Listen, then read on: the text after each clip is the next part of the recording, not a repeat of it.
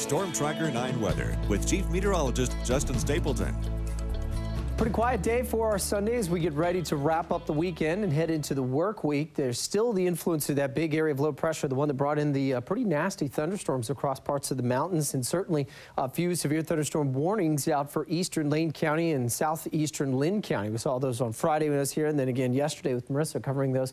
For today, though, it's been pretty quiet. Our visual satellite continues to show just a little bit of cloud cover up towards Astoria, right outside of, let's say, Newport, looking at mostly cloudy skies. Shift further south down towards North Bend, Coos Bay, and even out towards Florence. We're starting to see the marine clouds back off just a bit. Inland, it's been pretty clear. A little bit of buildup over the Cascades, and just to the south of Bend and Lapine, got a little bit of a shower trying to develop. I'm going to step out of the way and show you that. As you can see, it just kind of builds at the very end there. Weak little thunderstorm. Not expecting much from that in terms of development. Certainly not like yesterday or Friday that as soon as they got going, they blew up pretty quickly. We don't have the dynamics for that today. And the low is further to the north. We're seeing most of the activity is up into western Washington. But if you see, watch the loop here, you can still see where the low is, and the counterclockwise swirl, the clouds moving around it.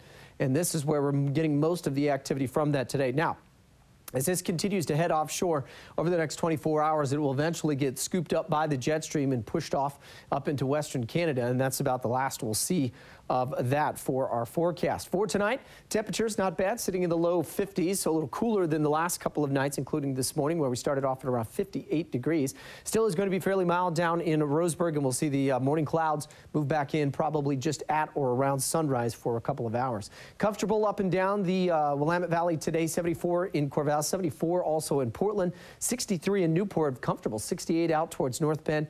We saw 84 down in Roseburg, and a little warmer out towards Ontario and Rome, with the temperatures there in the mid to low 90s.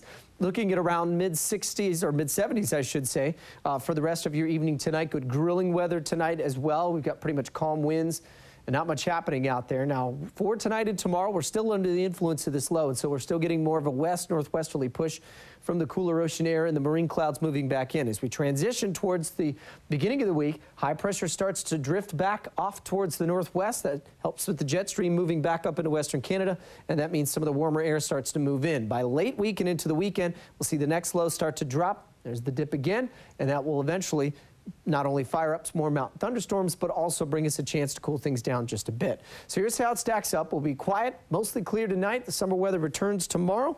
Pretty much going to stick around for a couple days as well. So partly sunny, mid to low 60s at the coast. We'll keep that mid 60s forecast for both Wednesday and Thursday. That'll be the sunniest days, I think, before clouds start to push back in. Mostly sunny and a little warmer in the Umpqua tomorrow, back into the mid 80s, and then on about 90 degrees by Wednesday and Thursday.